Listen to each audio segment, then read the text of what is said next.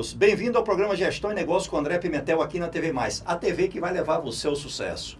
O nosso programa passa todos os sábados às 15 horas através da operadora Multiplay Canal 15 e com reprise às terças e quintas-feiras às 19 horas. Você também nos acompanha através das nossas plataformas digitais, TV Mais Oficial, no Instagram da TV Mais, do André Pimentel, @AndréPimentelOficial. Todo o programa vai para o nosso canal de sucesso, o André Pimentel Sucesso, ou mande suas perguntas e sugestões de programa através do nosso WhatsApp, DDD 85 99959 8754. O programa Gestão e Negócio com André Pimentel tem o apoio e patrocínio de Estúdio Júnior, tudo de imagem, vídeos e impressões para deixar registrados os seus melhores momentos. O Estúdio Júnior fica na Avenida Oliveira Paiva, número 1715. Mantenha contato com eles através do DDD 85 99968-2265. O Instagram é @Estúdio Júnior. Não é Júnior não, é Júnior sem um R no final. Também temos o apoio da gráfica CN Gráfica. A CN Gráfica, ela faz tudo de panfletos, banner, backdrops. Ela fica na Avenida Desembargador Gonzaga, na Cidade dos Funcionários. Você fala lá com o nosso amigo Clemilson Nascimento. Um forte abraço a todos. No nosso programa hoje, teremos aqui uma honra de receber o senhor Sérgio Melo. Sérgio Melo, se eu for falar o currículo dele aqui, a gente tem que fazer um programa inteiro só para o currículo do Sérgio. Tá? Mas vou falar aqui por alto. O Sérgio é consultor empresarial há mais de 30 anos, graduado em Ciências Econômicas, Ciências Contábeis e Administração de Empresas. Ele é especialista em auditoria analítica pela Fundação Getúlio Vargas. Ele foi professor universitário da Universidade Gama Filho, no Rio de Janeiro. Ele é presidente da Associação Nacional de Fomento Comercial, ANFAC, presidente nacional do Instituto Brasileiro de Executivo de Finanças, IBF, é coautor do livro Tributação em Focos. O Sérgio, ele é presidente do grupo SM. SM Fomento ou só o grupo SM, Sérgio? Grupo SM. Só o grupo SM. Sérgio, bem-vindo ao programa Gestão e Negócios com André Pimentel. É uma honra passar aqui esses 60 minutos ao seu lado. Prazer é nosso. Tudo bem, Sérgio? A economia, como ela se encontra hoje com essa pós-pandemia, já podemos falar, está passando. O Brasil não, o mundo sofrendo muito, né, com essa recessão. Para o próximo semestre, que está começando agora, o que é que você olha para frente e enxerga de notícias boas? Que notícias ruins a gente vê o tempo todo na TV, né, Sérgio? É difícil encontrar notícias boas nesse momento. A pandemia não avisou, esse foi talvez o grande problema, foi a surpresa, que ninguém estava preparado, não só do ponto de vista médico, né? Ou seja, com hospitais, com locais apropriados para receber os pacientes, mas principalmente a economia, porque a necessidade de parar as unidades de operação, isso aconteceu praticamente no mundo inteiro, alguns com maior intensidade, outros com menor intensidade. Nesse momento nós tivemos uma queda do produto interno bruto de todos os países do mundo, ou seja, a queda foi gigantesca em todos os países, alguns mais, outros menos. Só que a queda implica não só em parar a produção, mas em parar, em grande medida, o consumo.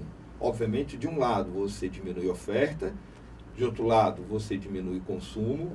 Basicamente, a economia fica sobrevivendo em condições extremamente difíceis. Aqueles que estavam muito bem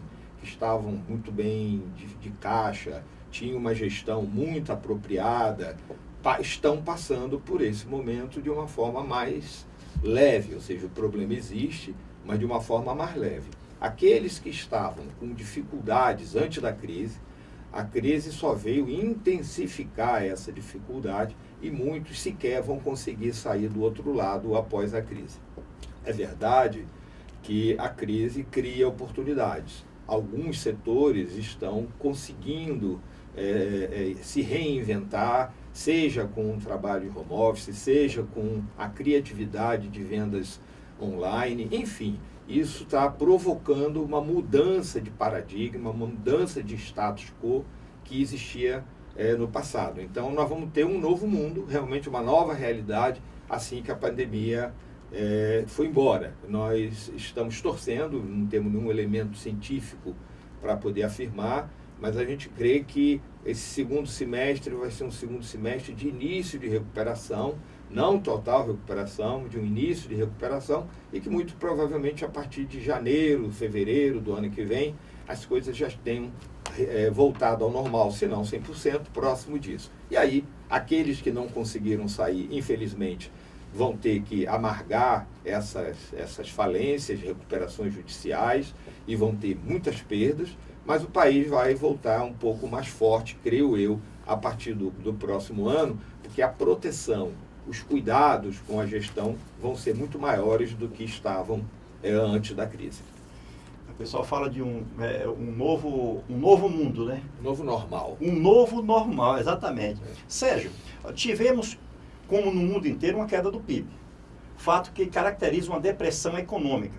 O que pode ser feito pelas autoridades para uma retomada consistente nos próximos anos? A política econômica pode nos tirar da crise? Pode sim, ela já está fazendo isso. Acho que a crise seria infinitamente maior se não houvesse uma ação urgente, rápida e eficiente por parte do governo federal. O governo federal não só adotou medidas para manter a população de baixa renda, a população que não tem como encontrar solução sozinha, né? Principalmente pelo fato do Brasil ter uma característica de trabalhadores individuais, de trabalhadores informais, de muitos autônomos. E isso, numa paralisação como estamos vivenciando, é impossível essas pessoas terem renda.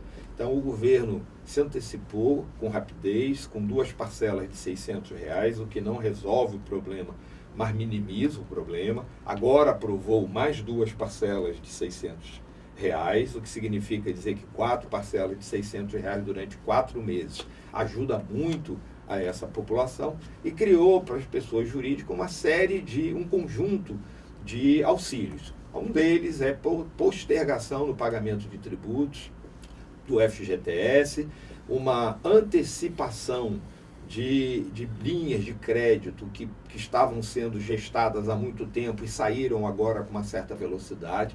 É verdade que muitas empresas não estão tendo acesso a essa linha, mas muitos tiveram. Então foram medidas governamentais, medidas do Ministério da Economia, aprovada, obviamente, pelo Congresso Nacional, e que nós agora estamos conseguindo enxergar que a queda que já foi mensurada de maio, que foi muito grande, maio deste ano de 2020 em relação a maio do ano passado, uma queda de quase 20%, mais 18%, se não me falha a memória, 14%, uma queda muito grande, mas se comparado com abril já teve crescimento.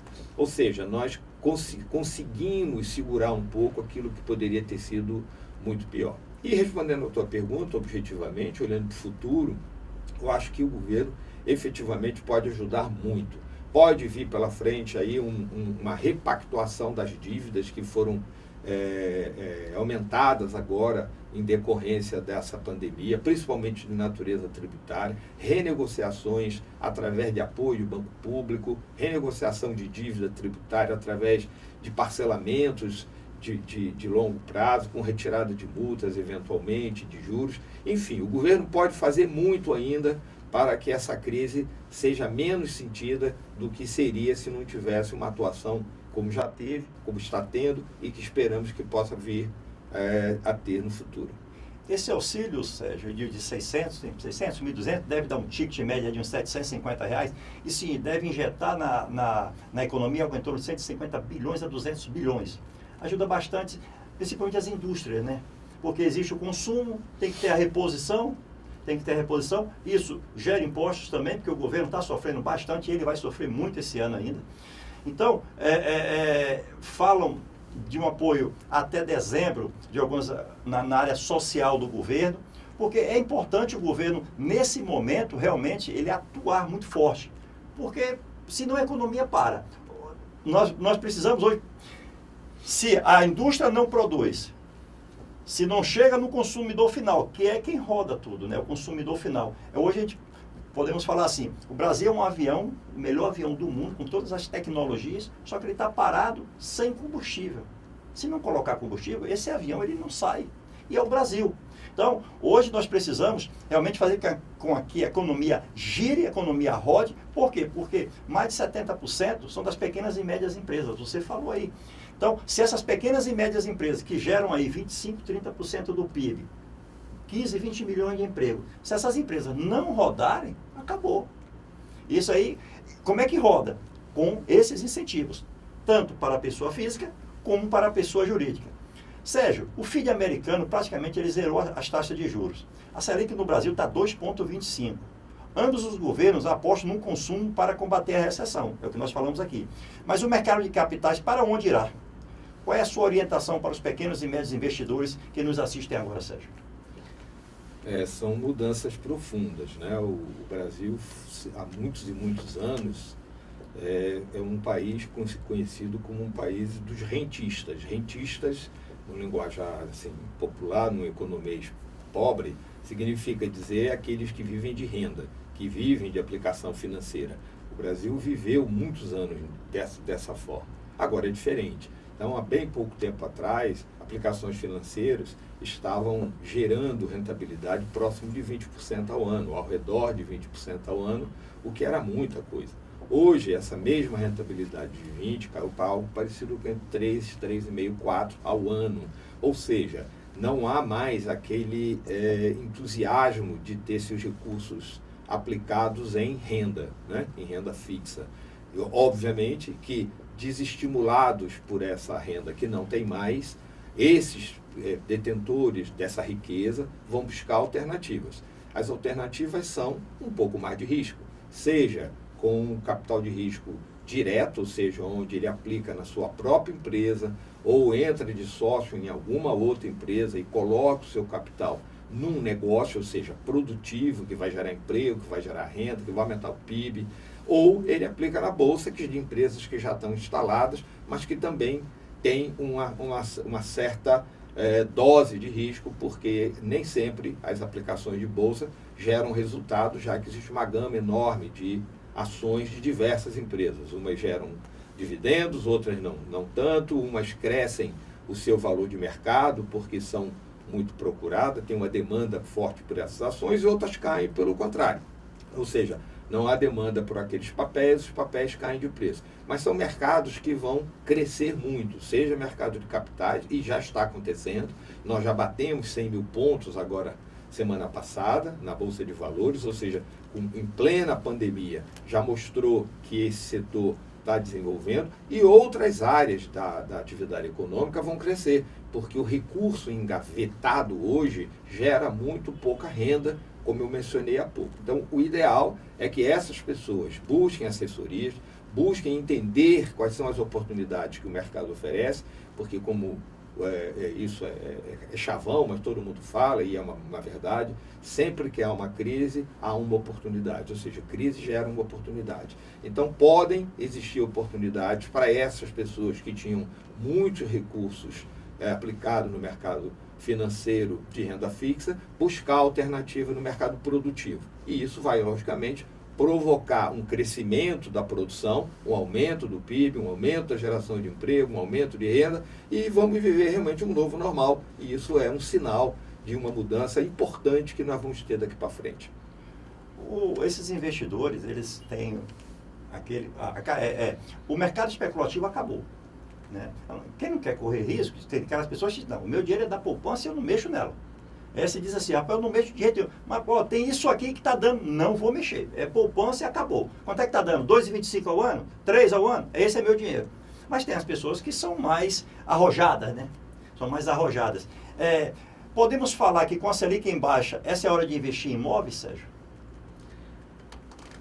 Tem que ter um certo cuidado, porque o imóvel também merece uma análise. O que a gente tem até observado, e eu tenho observado isso através de clientes que são da área imobiliária e de corporação, que houve uma procura muito grande nesse período agora da pandemia. Ou seja, muita gente tirou recurso de aplicação financeira de renda fixa para comprar imóvel. há que se ter um cuidado, né? É muito importante que isso aconteça. Eu acho que vai aquecer o mercado imobiliário, o que é muito bom. O mercado imobiliário é altamente gerador de mão de obra, o que é extremamente importante para o país. Mas há que se ter cuidado, porque se eu troco de apartamento porque quero morar melhor, troco de casa porque quero morar melhor, quero ter mais conforto, excelente. Mas o investimento, como investimento, ou seja, eu comprar casas, apartamentos e salas para investir, para viver da renda desses imóveis, há que se ter cuidado, porque o mercado ainda não aqueceu do ponto de vista de procura, e isto pode provocar, para aqueles que adquirem imóveis para aluguel, pode ter um período longo do imóvel parado e pode, inclusive, além do imóvel parado que não gera renda, ter que assumir condomínios, principalmente quando se trata de prédios, de apartamentos e de lojas. Então há que se ter muito cuidado, mas é um momento muito bom, porque os preços ainda estão deprimidos por conta dos últimos anos da crise imobiliária. Então o momento é muito bom, é muito oportuno em termos de diferença de preço da compra do imóvel hoje e de uma venda daqui a 2 ou 3 anos em condições de rentabilidade muito boa. É um bom mercado, mas há que se ter um pouco de cuidado naquilo que é o objetivo da compra. Se para si, excelente. Se para renda, para aluguel, tem que ter um pouquinho de cautela para analisar qual é o investimento que mais se adequa olhando para o futuro. Eu acho que você falou tudo realmente, Sérgio, porque você que vai comprar um imóvel hoje, ele querendo ou não, se você não alugar ele vai gerar uma despesa para você. Entendam isso, né? Agora, é um mercado que vai crescer muito, as taxas de juros dos financiamentos caíram realmente, então era uma demanda reprimida que agora volta com toda a força. Agora, faça a conta, né? O problema é que você tem que fazer conta, você precisa analisar o que é melhor para você. Tem pessoas que constroem aqueles kitnets.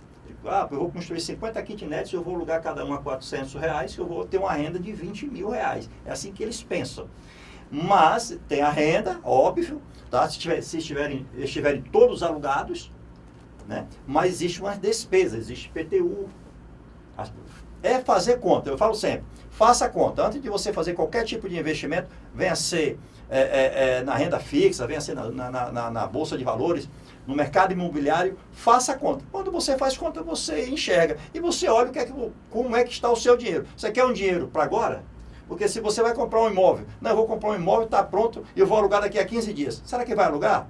Não. Mas eu não tenho problema. Eu quero comprar 4, 5 imóveis, porque eu sei que daqui a 6 meses, analisou o mercado, esse mercado vai aquecer, eu consigo pagar, vai lá e faz o investimento. Porque o imóvel, ele é um bom investimento, sabendo utilizar, né, Sérgio?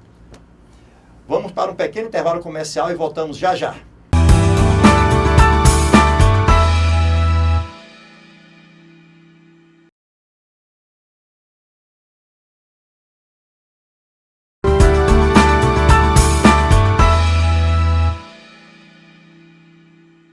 Olá, amigos, estamos de volta com o programa Gestão e Negócios com André Pimentel, aqui na TV+, a TV que vai levar você ao sucesso. Nosso entrevistado aqui é o Sérgio Melo. Sérgio Melo é presidente do Grupo SM. No bloco anterior falamos muito sobre economia, vamos continuar falando sobre economia nesse bloco e no próximo bloco. Sérgio, a construção civil ela é um grande gerador de empregos. Não seria por aí o caminho para uma retomada do aquecimento da economia, com o governo ajudando essas empresas a construir? Já que gera muitos empregos, automaticamente um consumo muito grande de matéria-prima e a economia começa a rodar mais fácil? Sem dúvida nenhuma. Eu acho que a atividade de construção civil, ela tem duas grandes vantagens. A primeira, de ser geradora de emprego, e principalmente de emprego com baixa qualificação, ou seja, tem muitas pessoas que trabalham em percentual muito elevado na área de construção civil, que não têm formação profissional muito profunda, ou seja, são pessoas com baixa qualificação profissional e que são utilizados nessa atividade, ou seja, diminui muito aquele problema que nós temos de pessoas com baixa qualificação ter acesso ao emprego. Então, a construção civil permite esse tipo de ocupação. A outra questão é que o governo tem uma demanda de milhões de residências de déficit habitacional. Ou seja, principalmente a população de baixa renda tem muita demanda por residência. Obviamente, residência pequenas, residências em localidades não tão próximas aos principais centros, mas são necessidades que precisam ser supridas.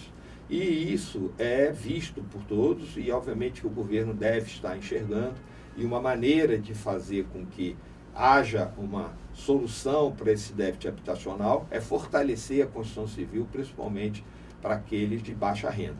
Ocorre que no momento em que haja um crescimento muito grande da construção civil para atender a essa população de baixa renda, isso perifericamente crescem todos aqueles fornecedores de material de construção, cresce a economia como um todo, anima a economia, geram novos atores e provoca automaticamente o crescimento na construção civil como um todo. Ou seja, a construtora não vai só construir Minha Casa Minha Vida, ela vai construir Minha Casa Minha Vida, mas vai fazer um lançamento de um prédio de residências, vai lançar um prédio de salas de escritórios, vai construir para um pequeno mall, para um pequeno shopping, e assim sucessivamente. Então nós vamos ter, através da construção civil, uma grande alavanca para o crescimento do país nos próximos anos. Mais rápido, né? O governo incentivando ajuda bastante, né? Sérgio, o nosso PIB ele tem uma previsão de uma queda, falam, entre 5% e 9%. Ninguém acertou ainda, né? Eu também não acabou o ano, não vai acertar. O que isso pode ocasionar de efeito negativo na nossa economia, Sérgio? É difícil de dizer. Queda de PIB nós já enfrentamos. Nós enfrentamos queda de PIB gigantesca sem pandemia. Na época do governo da presidente Dilma, nós experimentamos queda maior do que vai ter agora, com a pandemia. E não tinha pandemia. Então, a questão não é o tamanho da queda. A questão é o porquê que isso está acontecendo. Óbvio que, neste momento, explicado pela paralisação da atividade econômica, em boa medida, mas isso é um número, né? Se a queda for 5, ou 6, ou 7, ou 8, eu diria que é meio irrelevante. O que é relevante é a identificação de como nós podemos recuperar essa perda. Ou seja, de que forma o Brasil pode voltar a crescer, identificando novas oportunidades, como nós falamos no bloco anterior, e muito provavelmente isso vai acontecer.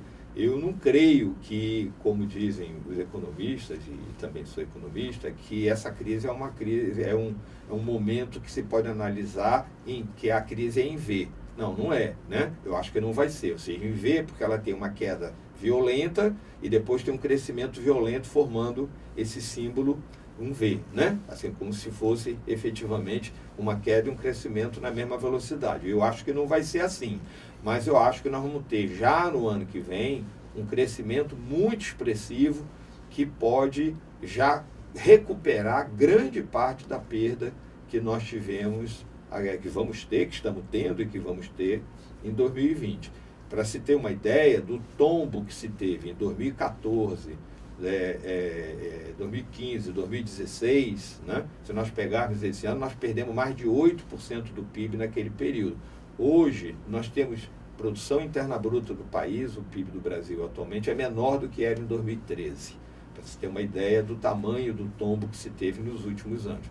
Mas eu acho que essa mudança de comportamento por conta da coronavírus, e agora voltando para o momento atual, está ensinando o empresariado a se preocupar um pouco mais, a ter mais cautela com seu caixa, a ter cautela maior com a gestão, enxugar aquilo tudo porque normalmente o brasileiro ele só se preocupa em cortar despesa, cortar custo quando a situação está difícil. Quando a situação está boa, está tudo indo muito bem, nada disso é preocupação porque está tudo muito bem. Eu acho que esse momento da pandemia vai ensinar que não é isso, não é assim que se trabalha. Ou seja, independentemente de estar tudo bem ou não, há agora uma visão muito maior de proteção do patrimônio, de proteção do negócio.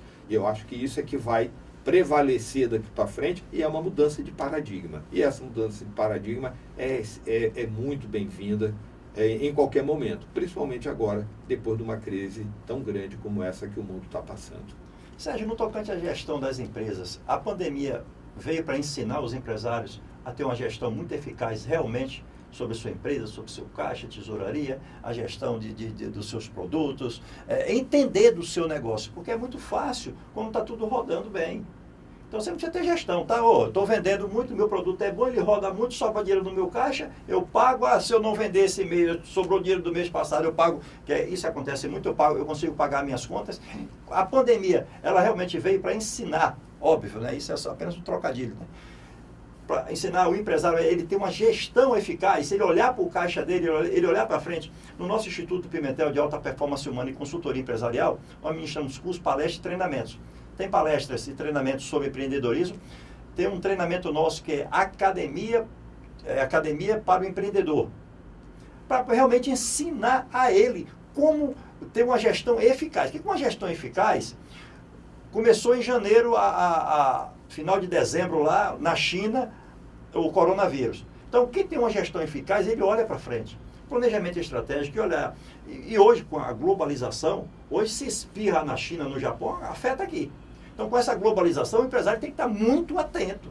Porque, nas nossas visitas a empresas, a empresas da nossa consultoria, como também a bancos, às vezes o pessoal fala assim, foi a pandemia. Conversei com você nos bastidores. Sérgio, foram 3, 4 meses de pandemia que quebrou uma empresa de 15 anos? Ou foi uma má gestão? Então, a pergunta vem em cima disso. A pandemia vai ensinar os empresários realmente a ter uma gestão muito eficaz? Vai sim, está ensinando. Eu acho que muitos empresários já mudaram a sua postura ao longo desses 4 meses aí que nós estamos convivendo com o coronavírus. Sem dúvida nenhuma. É meio que, usando um termo chulo, né? Meio que na marra, mas está aprendendo. Né? Eu acho que nós estamos entendendo que precisamos ter controle maior sobre os nossos negócios, temos que ter controle muito maior com relação ao caixa, ter um plano estratégico, por menor que seja, mesmo que a empresa seja pequenininha, ela tem que pensar no amanhã, ela não pode ficar trabalhando só olhando para o dia a dia, e sim olhando para o futuro e vendo que cuidados, que cautelas, que planos ela pode implementar para que tenha êxito no futuro. É um ensinamento, meio que forçado, mas é um ensinamento. Sérgio, as pequenas e médias empresas, elas geram mais de 15 milhões de empregos formais no nosso país. E eles representam mais de 25% do PIB. E essas pequenas e médias empresas estão realmente sentindo o maior efeito dessa pandemia. O que o governo poderia fazer para socorrer essas empresas? Eles têm alguns incentivos. Mas o que é que você, assim, a sua opinião, como essas empresas conseguiriam passar esses próximos 12 meses, não vão ser 6, vamos falar de 12 meses, para sobreviver? Muitas já fecharam, no meio do caminho apagou, né? Tem mais de 600 mil empresas a nível Brasil que apagaram, fecharam as portas e acabou. Como sobreviver? O que é que o governo pode fazer realmente para trazer essas empresas, fazer essas empresas produzir mais? As pessoas falam, desculpa, Sérgio, só para concluir, as pessoas falam assim, se o governo arrumasse uma linha de crédito para poder eu ter 12 meses de carência, 0, um dia eu boto dinheiro no meu caixa e eu rodo. Eu já falei para uma empresa assim, mas você precisa ter uma gestão. Porque se você já teve dinheiro no caixa antes, e 3, 4 meses de pandemia acabou com o seu dinheiro. Então, será que é só o governo colocar o dinheiro ou algo a mais, Sérgio? Olha, é claro que só dinheiro não resolve, né? Não resolve nada, em lugar nenhum, muito menos na vida empresarial. Mas o governo tem tomado providência, né? Ele colocou o BNDES com linhas de crédito para atender diversos programas e está atendendo. É óbvio que tem dificuldades aqui, ali, mas está atendendo. Os pequenos, as microempresas, as pequenas empresas estão tendo assistência por parte do governo através de linhas de crédito que estão sendo operacionalizadas pelo Banco do Brasil, pela Caixa Econômica, com limites de 30% do faturamento do ano de 2018, 2019, eu não me lembro bem, acho que é 2019. Então, nós estamos vendo que o governo efetivamente tem feito uma injeção de capital. Óbvio que esse recurso não é para ser doado, não é uma doação, é criar mecanismos de financiamento. E nem todos podem alcançar esse financiamento por diversas razões. Né? Aquelas empresas que já estavam, antes da crise, com enorme dificuldade, sem nenhuma capacidade de tomar um crédito, vai ter muito mais dificuldade de tomar crédito do que aquelas empresas que estavam rodando direitinho e que agora ficaram em situação difícil, com falta de caixa, por conta da paralisação. Então, o que tem que se entender é que a crise não veio para criar uma facilitação de distribuição de dinheiro gratuita, doação. Não é esse o papel do governo. Mas o governo está buscando criar condições de que aqueles que efetivamente poderiam receber recursos em condições normais vão, e que agora não receberiam por conta do problema, então o governo está ajudando nesse sentido. E eu acho que vai continuar ajudando, mas não resolve o problema só ao caixa. É óbvio que se não tiver associado a um treinamento das pessoas, uma mudança de paradigma, uma gestão mais adequada, não vai resolver. Mas eu repito, a situação do coronavírus só fez criar problemas para alguns, para outros ele fez aumentar, mas o problema já existia. Então é necessário que se crie realmente nas empresas uma cultura de treinamento, de aprimoramento de gestão. É muito importante que as empresas se associem ao CDL, à Federação das Indústrias, aos sindicatos que são filiados à Federação das Indústrias, para receber treinamentos. Existem inúmeros treinamentos através dessas entidades. O que a gente vê é uma ausência do empresariado na busca desse ensinamento, desse treinamento, dessa experiência, dessa troca de experiência. E talvez o coronavírus agora venha ajudar nesse sentido, das empresas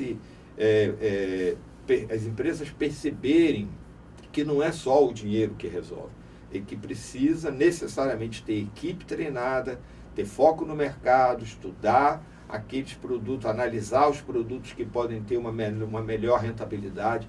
E isso só ocorre em momentos difíceis como esse, como provocação de uma mudança de paradigma. E eu acho que já está acontecendo. Porque, assim, o dinheiro sempre rodou dentro da empresa. Ele mostrou que ele não teve uma gestão eficaz, porque com 3 meses que parou tudo, ele sofreu muito. Então, ele não olhou para o caixa, ele não fez um planejamento estratégico. Sérgio, eu vou, às vezes, a uma empresa MEI, não é o perfil do nosso trabalho, mas algumas pessoas, André, eu queria que você desse uma passada naquela empresa, ajuda lá aquela pessoa. A primeira pergunta que eu faço é assim: quantos sócios tem aqui? Seja MEI ou Eireli. Ele fala assim: não, André, sou eu sozinho. Eu disse: você não tem sócio? Ele disse: não, então você tem sócio. Ele: não tenho. Aí fala assim: Deus? Eu disse: não, Deus sempre é sócio nosso. Mas aqui embaixo você tem sócio. Quem? Eu digo: teu CNPJ.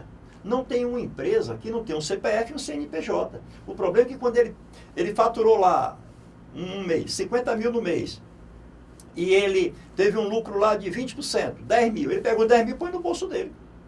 Eu sou dono da minha empresa, o dinheiro é meu. Eu falei: não, você tem que dividir. É 50% para você e 50% para a empresa.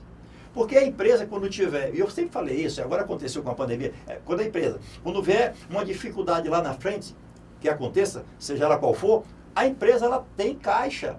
Que é onde a primeira pessoa que você tem que recorrer é para o seu caixa. Você olhar para o seu caixa e perguntar se tem dinheiro no caixa.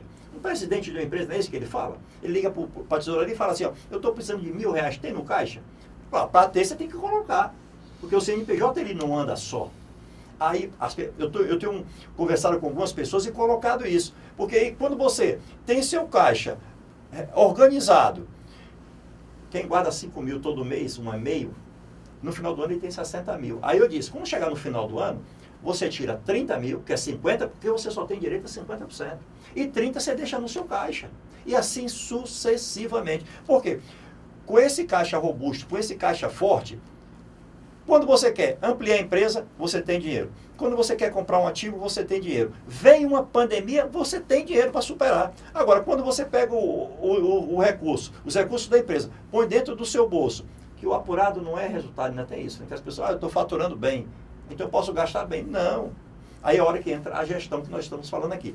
Com a gestão financeira, uma gestão eficaz do seu caixa, e você ter realmente um controle financeiro, pode ter certeza, pode vir 10 pandemias, você sobrevive a todas elas. Agora, se só tiver o caixa que for do seu bolso, que você já gastou antes, aí acabou. E isso acontece, Sérgio, na maioria das empresas que nós atuamos na consultoria empresarial. Agora, quando nós estamos aí na consultoria, nós mudamos esse perfil. Que a primeira, quando eu trabalhei 20 anos em um banco, então a auditoria chegava lá no nosso departamento, a primeira coisa que a auditoria ia era para o cofre. Tomar conta do cofre, verificar o que tem dentro do cofre. Pegava o papel e dizia assim, ó, exemplo, ó, eu tenho 100 mil aqui no papel, vou verificar se tem no cofre. Ah, bateu, tá certinho. Então, isso eu já trago de muito tempo. Então, hoje a primeira coisa, quando eu chego em uma empresa, eu vou olhar o caixa dela. Porque todo empresário, ele reclama, eu estou com problemas. Geralmente é um problema financeiro, é um problema no caixa. Eu vou para o caixa. Quando você faz aquela análise, tem gente, Sérgio, que trabalha com margem negativa e não sabe. Como ele roda muito, eu falo muito sobre, eu dou exemplo dos supermercados pequenos nos bairros, que quebram muito. Por quê? Porque o seu João, ele começa a botar produto ali dentro, bota a margem que ele acha que ele passa a ser competitivo, ele tem muito giro. Só que o seu João, ele tinha uma bicicleta, aí ele comprou uma moto. Ah, estou vendendo bem, comprei uma moto. Não está rodando. Aí ele resolve comprar um carro. Só que o lucro dele, a margem líquida dele, não suporta um carro. No máximo era uma moto. Quando ele tira dinheiro do caixa, aí falta dinheiro para pagar os boletos. Quando ele para de pagar os boletos, os fornecedores param de entregar. Quando os fornecedores param de entregar, falta mercadoria. Acabou o giro dele. Aí pegou um carro, financiou por 60 meses, conseguiu pagar 12 e entrega para a financeira porque não tem condições de pagar o restante. Aí o que é que acontece? Fecha o supermercado pequeno do bairro. Isso acontece muito. Nós vamos para mais um pequeno intervalo comercial e voltamos já já.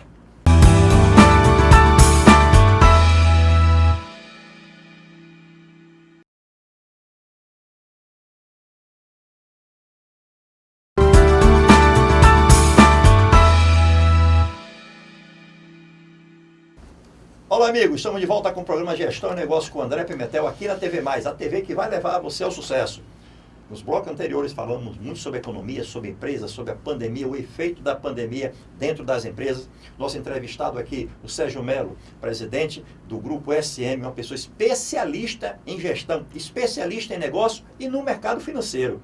Sérgio, o governo está com um déficit fiscal mensal, né? Está aí a pandemia, 4, 5 meses. Devido a essa recessão com a pandemia. Isso vai gerar um déficit no exercício 2020, que com certeza será o maior da história. Falam-se em 600 bilhões. O maior tinha sido em 2015, 155, 160 bilhões. E a nossa dívida pública irá explodir com todos os gastos que o governo está gastando muito para poder segurar a economia. Como ele não... Porque ele tem duas opções. Rápida. Subir impostos ou fazer papel moeda. Então, como ele não deve subir imposto, que seria uma medida impopular nesse momento para arrecadar mais devido a toda a recessão, qual seria a solução para o governo? A cadeira do ministro da Economia tá do Paulo Guedes, né? Não é minha, mas eu responderia em parte aí o comentário que você fez.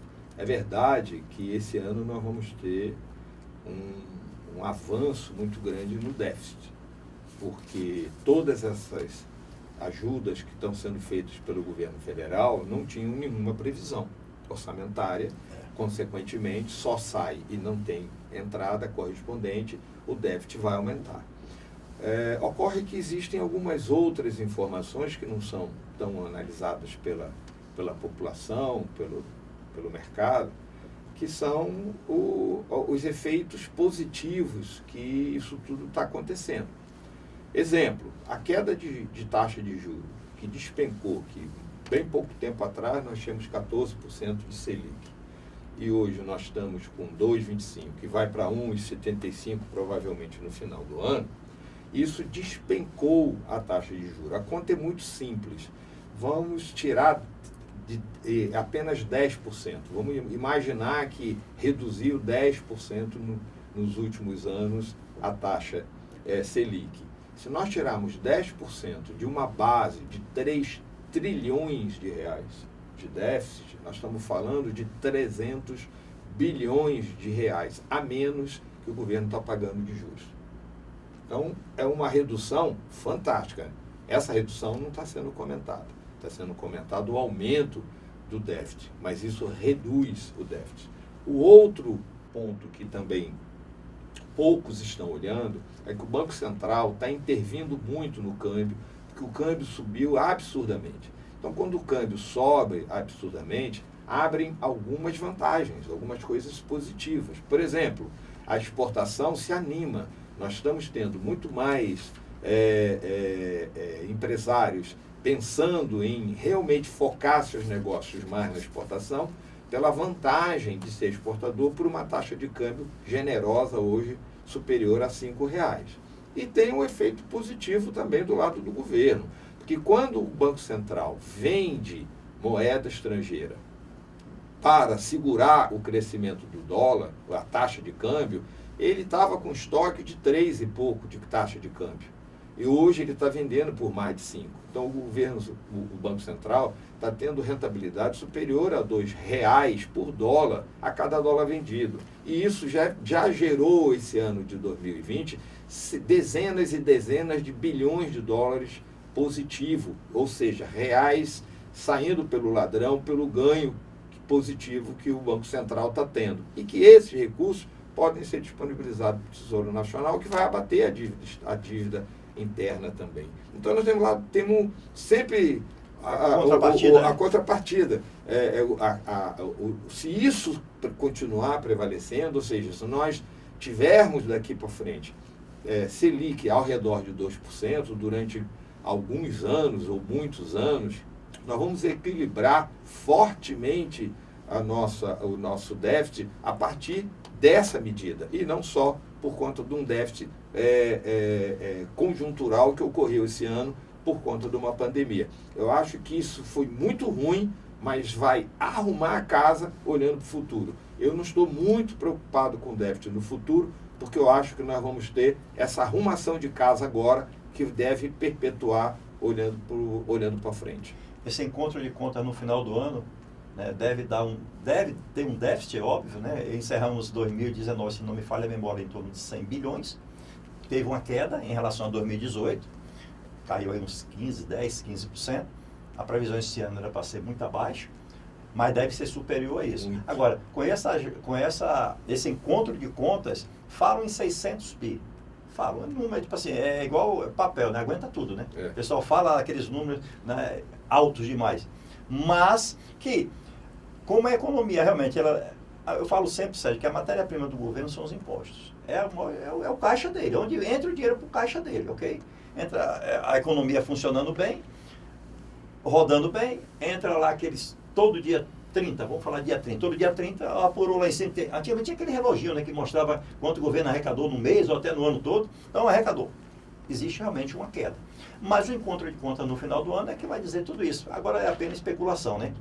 Sérgio, o mundo parou devido à pandemia. O consumo realmente ele despencou no mundo todo. Ou seja, as nossas commodities, né, agrícolas e metálicas diminuíram bastante as compras, né? A China parou de comprar, a União Europeia parou de comprar, os Estados Unidos e a Argentina, né? Tem um em cada canto, são mais fortes do parceiro nosso. Isso diminuiu bastante as nossas exportações. Consequentemente, um déficit na nossa balança comercial. Como recuperar isso, Sérgio? Aí seria fácil falar assim, não, vou ligar para esses parceiros e aumentar o consumo. Mas não é assim. Como a gente consegue ter esse equilíbrio? Na verdade, a queda que teve foi pontual em alguns setores, outros não caíram. E eu acho que é muito pontual mesmo, ou seja, eu acho que em poucos meses a economia internacional vai recuperar, porque o mundo não vai parar, né? E alguns países que a crise, se tivesse batido mais forte, seria um problema, como a China já recuperou. A China, quando a gente olha para o mundo e diz, o mundo vai ter uma recessão, sem China. Sem China. Se você botar a China dentro, a China já diminui essa recessão, porque a China vai ter crescimento no seu produto interno bruto em 2020. Fala em 2%. Então, alguns países que são bolas do mundo em termos de comércio internacional, de corrente de comércio, importação e exportação, alguns países estão se recuperando. Nós estamos falando de China, nós estamos falando dos Estados Unidos, nós estamos falando de Alemanha. Esses países já estão num processo de retomada, né?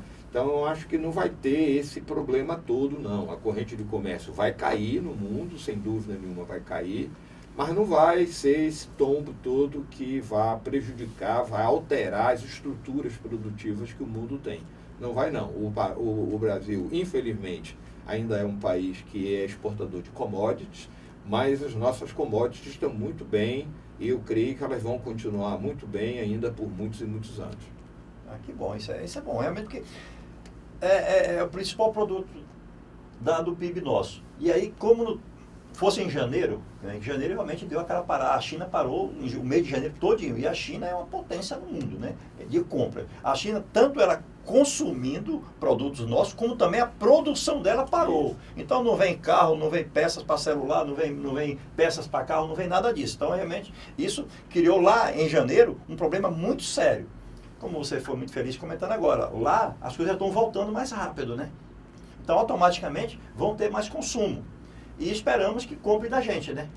Sem dúvida. Isso aí cabe ao governo fazer esse contato direto, né, Sérgio? Visitar os clientes, né? É o que nós fazemos o tempo todo no nosso negócio, né, Sérgio? É verdade. Sérgio, com a taxa Selic, ela a 2,25, previsão de estar aí no final do ano com 1,5. 1,75. Então o que é que vai acontecer? O mercado especulativo, principalmente o internacional, que vinha e bota, lá o Brasil está dando uma taxinha boa, vou botar meu dinheiro lá. Existe uma fuga de capital. Já saíram mais de 44 bilhões do Brasil esse ano, e se não me falha a memória, já foi maior que o ano de 2019 todo. Que consequência isso pode trazer para a nossa economia também? Essa fuga de capital, e o pessoal lá dizendo o seguinte, não vou botar dinheiro lá no Brasil porque pandemia, taxa baixa, não vale a pena. Não, mas não está acontecendo, não. O que está acontecendo é fuga de capital especulativo, é recursos que estavam financiando mercado de capitais, por exemplo. Mas a saída desse recurso, sinceramente, eu não vejo como um problema ruim, não. Eu acho até que é bom, porque é exatamente essa fuga, é exatamente essa troca de recursos por uma taxa menor que o Brasil tinha de estoque de câmbio, de dólar, que está dando esse lucrão que o Banco Central está obtendo. Eu não vejo problemas de saída de capital, de investimento direto no Brasil. Ao contrário, o Brasil continua tendo grandes ingressos de recursos de investimento direto, ou seja, empresas do exterior, investidores do exterior que estão investindo no Brasil.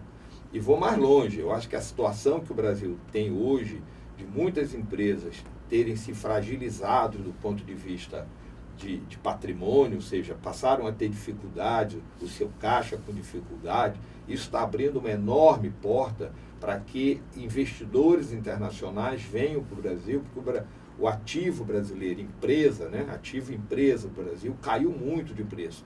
Caiu por conta das dificuldades que as empresas estão passando e caiu por conta da valorização do dólar, ou seja, o Brasil ficou barato para o mercado internacional. E isso vai, com certeza, e já está acontecendo, uma busca muito grande de negócios internacionais vindo para o Brasil, seja através de associação, seja através de compra de ativos brasileiros, de empresas brasileiras, ou seja, vai crescer muito nos próximos meses as operações de fusões e aquisições, que nós chamamos de operações de M&A, Merger and Acquisition. Então, essas operações de fusões e aquisições vão voltar a crescer e vai crescer de uma forma muito vigorosa nos próximos anos, por conta da situação de queda de preço dos ativos brasileiros. Eu acho que, ao contrário, nós vamos ter investimento direto no Brasil, ou seja, de recursos estrangeiros no Brasil, muito vigorosos nos próximos meses e nos próximos anos. Então, essa fuga, podemos falar que o mercado especulativo sai e entra o mercado produtivo. Então, sai o especulativo, que é aquele realmente ele sai buscando no mundo todo, né, onde tem melhor para ele colocar o dinheiro. Ele não quer sentar atrás de uma cadeira. Não quer sentar, ele quer estar sempre na frente, que é onde ele vai negociar o dinheiro dele. Quem vem atrás, vai para o mercado produtivo. E com a queda do preço, né, dos ativos das empresas nacional, devido a toda essa crise, então, você acha que o mercado internacional vai fazer aporte financeiro nessas empresas? Ó, ele tem o dinheiro, ele tem o poder da escolha, né? Eu vou escolher a empresa A, B ou C. Eu tenho dinheiro, eu escolho a empresa. Então, você acha que essa entrada de capital também vai ser muito maior do que a fuga? Ah, mas é muito maior com letras maiúsculas. Não só empresas privadas, mas negócios públicos, empresas públicas, PPPs, concessões que estão aí para acontecer ainda esse ano. As empresas que são públicas, que só geram déficit, cabides de emprego e um canal aberto para corrupção, devem diminuir fortemente. Essas empresas devem ser privatizadas. E em sendo privatizada, nós resolvemos alguns problemas. De um lado, a redução de corrupção, a redução de gasto público, e de outro lado, a internacionalização dessas empresas com ingresso de muitos recursos, bilhões e bilhões de dólares vão entrar nessas privatizações, fazendo com que essas empresas cresçam, gerem mais empregos, aumentem os seus negócios no país. Então nós vamos ter, com muita, quase que absoluta certeza, só não posso bater o martelo porque não sou o ministro da Economia, nem o presidente da República, mas não há dúvida que elas vão sair, porque não tem outra alternativa. E com isso nós vamos ter um ingresso de recursos via investimento direto gigantesco neste ano e nos próximos anos, mudando o cenário completamente dessa relação de capitais internacionais. Vão entrar muitos recursos, não só esse ano, repito, como nos próximos anos, com venda de empresas brasileiras, com associação em empresas brasileiras, com PPPs, com concessões e com compras de ativos governamentais que vão estar agora, já, à venda, pelo menos o governo vem anunciando. Ah, que bom. Sérgio, nosso programa está chegando ao final. Programa muito bom, falando sobre economia, principalmente nesse momento de pandemia. Trouxemos um especialista, alguém muito experiente. Fala, Sérgio, que você não é mais especialista, você está acima de ser perito no assunto. Tá? Você é perito no assunto, você é uma das pessoas mais capacitadas que eu conheço dentro dessa área. Então, deixa um recado para o nosso público, Sérgio, uma palavra de esperança para quem está assistindo nosso programa Gestão e Negócios com André Pimentel. Onde encontrar a SM, né, o grupo SM, telefone, e-mail, WhatsApp, Instagram. É com você agora. Eu agradeço, André, a oportunidade de estar conversando com você, conversando com o seu ouvinte, com o seu telespectador. E como mensagem, eu diria que nós não podemos e não devemos arrancar os cabelos, né? Ficar desesperado. Por pior que seja a situação, por mais difícil que seja o momento, sempre há uma saída. Então ela pode ser mais demorada, ela pode ser mais sofrida, mas ela virá, com certeza virá. E não por sermos um escritório de consultoria empresarial que atua na área societária, na área tributária, na área de negócios, né? Temos feito algumas operações de fusões e aquisições, vendas de grandes empresas para grupos nacionais e grupos internacionais, mas independentemente de ser com a SM Consultoria, eu recomendo que o empresariado como um todo, principalmente falando para o empresariado, que busque consultoria, busque consultores, busque opiniões diferentes, e que falem aquilo que é necessário ser dito e não aquilo que você gostaria de ouvir. Então, a consultoria é muito importante, é um olhar externo, é um olhar de fora que consegue enxergar aquilo que às vezes está na frente do nariz do empresário e ele não consegue ver. Então, normalmente isso não é custo. Normalmente isso é benefício, ou seja, aquele valor que você vai pagar para o consultor vai se reverter muitas vezes mais em benefícios para a própria empresa. Não tentem fazer tudo sozinho, busquem parceria, busque olhar o que o seu parceiro, empresário que atua na mesma área está fazendo, tente copiar, porque copiar o que é bom não é ruim, ao contrário, é o que a gente chama de benchmark, é olhar aquilo que está sendo feito de melhor em algum lugar e nós vamos copiar para fazer igual. Então, procurem melhorar as suas atividades, procurem se retratar através dessa visão de terceiro e se aconselhar. É muito importante nessa hora, principalmente que a gente está assim, demasiadamente preocupado com o momento, né, com a situação do caixa, com a família, com a saúde, com algum parente que faleceu.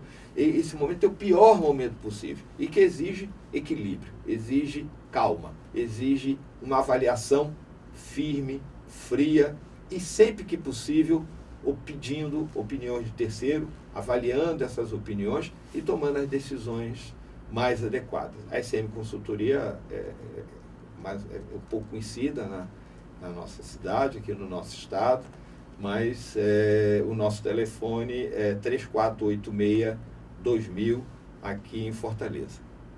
Sérgio, parabéns, você tocou num assunto que eu tenho falado muito, tanto no nosso programa como nos nossos eventos, que o pessoal fala assim, mas a consultoria é cara. Sabe o que é caro? Caro é fechar uma empresa. Caro é você perder seu negócio. Isso sim é caro. Eu falo, procure um especialista. Quando você tem um problema dentário, você vai no padeiro ou você vai no dentista? Você está com um problema nos olhos, você vai no oftalmologista ou vai no açougueiro? Então, as pessoas têm que procurar um especialista. O especialista não é caro. O especialista faz com que você não gaste. Às vezes as pessoas dizem assim, mas eu vou gastar um X valor com a consultoria. Não, eu vou pegar esse dinheiro e botar dentro da minha empresa. Ok.